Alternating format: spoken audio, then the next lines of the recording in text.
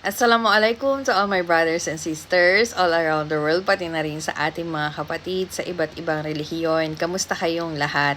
Inshallah, nasa mabuti kayong kalagayan, lalong-lalo na sa panahon ngayon na talaga namang grabe ang ulan at talaga namang bumabaha sa iba't ibang parte ng Pilipinas. Ang nakakatawa dito, yung huling sinabi ni Bonget tungkol sa baha. 'Di ba? Ang sabi niya, ang tubig ulan ay importante kanyang iipunin para gamitin, okay? Gagamitin daw niya para sa tag-init. Ngayon, sangkaterbang tubig ang kung saan-saan nagkalat ngayon. Anong gagawin mo dyan ngayon, Bonget? Nasaan ka ba ngayon? Hindi ba nasa Amerika ka? O tapos, pinalalabas mo na meron kayong closed door meeting na importante. Oo, totoo yun. Pero alam namin ang tungkol dyan. Hindi mo na kami malililang. Kaya siya closed door meeting. Tungkol yan sa kaso ng asawa mo. O, huwag mo na kaming gaguhin. Alam na naming lahat. Kaya ka nakapag-meeting kasi inaareglo mo ngayon ng kaso ng asawa mo. Hindi mo nga siya mabitbit ngayon sa Amerika eh. 'Di ba? Kasi bakit? Baka mamaya hulihin. Nasaan ba ngayon ang asawa mo? 'Di ba? Nasa Saudi daw. Hinarap ba ng king? Hindi. Bakit? Kasi ayaw ng mga itong mga leaders ng mga bansa na ito, ayaw nila ng mga durugista. Oh. Ikaw, ang tanong ko sa iyo, Bongit, paano mong naaatim na humarap sa isang bansa na hindi ka naman sinasalubong ng isang leader ng bansa? Nakakahiya. Kumbaga, para bang hindi sila excited na dumating ka. Ngayon lang nangyayari yan. Alam mo kung bakit? Kasi nga, mga durugista kayo. Durugista. Ano pang pag-uusapan nyo? Closed door. Siyempre talagang poprotektahan mo yan, yung issue na yan. Hindi mo talaga ilalabas yan sa media kasi ang pag-uusapan, alin, yung pagsingot. Yung naging kaso. Hindi nga asawa mo ang tumegi doon kay Tantoko. Hindi naman talaga siya eh. Kaya lang, malinaw na gumamit siya.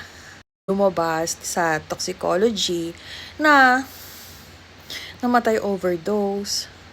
Hindi ko naman din kasi maintindihan. 'Di ba? Alam mo yun yung ba't kailangan magpaka-overdose pa kung happy-happy lang din? Ang tindi naman din ang asawa mo. To the highest level. Grabe yung dosage niya. Ibig sabihin may nategi na doon sa dosage niya pero siya buhay pa rin. So going back dito tayo sa ating nangyayari sa Pilipinas, 'di ba? Nakakalungkot lang kasi kabi-kabilaan na ang reklamo pero may nagtatanggol pa rin talaga kay Bonget. Hindi ko maintindihan paano nila naaatim na ipagtanggol pa rin itong kanilang boss. Pero hirap na sila sa buhay. Sa bagay, isa na naman yan sa magiging dahilan para makakuha kayo ng ayuda. Alam mo yun, yung mga mahihirap na talaga namang umasa na lang sa ayuda at nagpakatamad-tamad na lang talaga para lang kumuha at kumurdap ng kaperahan sa mga politiko na talaga namang corrupt. Patuloy nilang susuportahan yan. Siyempre, doon sila kumukuha ng pera, 'di ba? Pero tayong mga nakikita natin ng mali, hindi natin masuportahan. Kasi mali nga eh. Kasi hindi rin tayo umaasa sa ayuda. Nagtatrabaho tayo, kumikita tayo sa sarili nating sikap. At alam natin na itong ginagawa natin, malinis. Kaya tingnan yung nangyari ngayon sa Pilipinas. Tingnan nyo, ang tagal-tagal na ni Tatay Digong sa ICC, pero lahat pa rin ng mga nangyayari, isisisi pa rin nila sa Tatay Digong. Lahat na lang kaakibat si Tatay Digong. Ba't hindi nila nakikita itong taong nakaupo ngayon? Kung saan-saan naglalamyerda, nakikipag-close door meeting dahil sa kaso ng asawa niya. Huwag kami. Bongit, hindi kami. Alam na namin yan. 'Di ba? Alam na namin yung mga pinag-uusapan nyo dyan. Paano nyo susolusyonan ngayon? Ang alin? Ang pagde-detain sa asawa mo. Paano niya ngayon malilinis ang pangalan niya, 'di ba? Dalawa lang naman yan eh.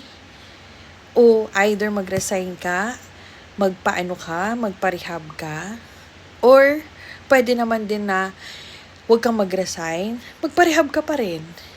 O ipahiram mo muna yung posisyon mo kay BP Sara. Baka sakali may pag-asa ang Pilipinas. Kasi alam mo kung bakit? Sa nakikita ko, ako personal kong issue to ikaw, na leader ng bansa, walang progreso ang Pilipinas. Ang dami ko napuntahan sa loob ng isang buwan, nakalibot ako ng 5 bansa. Lahat yung successful. Pilipinas naiiwan. Oo, kasi bakit? Bangag ka kasi. Hindi ka marunong maging leader. Wala kang kaalam-alam. Kakamot ka lang sa ulo. Ano pang dapat mong gawin ngayon? Ipahiram mo ang posisyon mo, hindi naman kakamkamin eh, 'di ba? Ipahiram mo ang posisyon mo, magpagamot ka. Magpagamot ka, sikat na sikat kayo mag-asawa. Lalo na 'yung asawa mo. Sabi nga, notorious party girl. Tinalo ang Beyonce. 'Di ba? Hindi naman nakakapagtaka eh. Dito nga sa Pilipinas, kahit bumabagyo, nagpapaparty. Ang sabi, Sunday treats. Saan ka nakakita? Sunday treats, bumabagyo? 'Di ba? Wala akong nakitang ganun na first lady na talaga namang super proud pagka may party-party. Ang alam ko mga first lady, mga sophisticated. Talagang mga, alam mo yun, mga modest. Ganyan. Kung ano mang nangyari sa buhay nila, private lang yan. Hindi nila ine-expose na sila party-party. Pero ang asawa mo grabe. Dinaig pa talaga yung mga nagpa-party-party sa LA, 'di ba? Kaya lang, guys, okay, nakakalungkot. Katulad yan, umuulan ng napakalakas, walang humpay.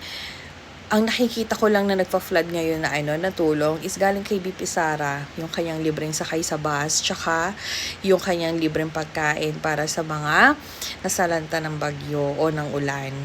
Si Bongat kaya, hinihintay ko lang, alam mo Bongat, hinihintay ko lang yung koleksyon mo ng tubig.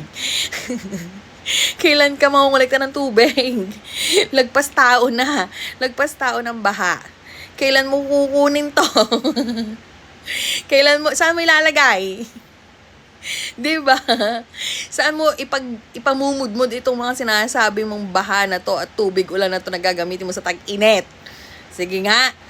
Nako. So, yan lamang guys. Maraming salamat. Assalamualaikum.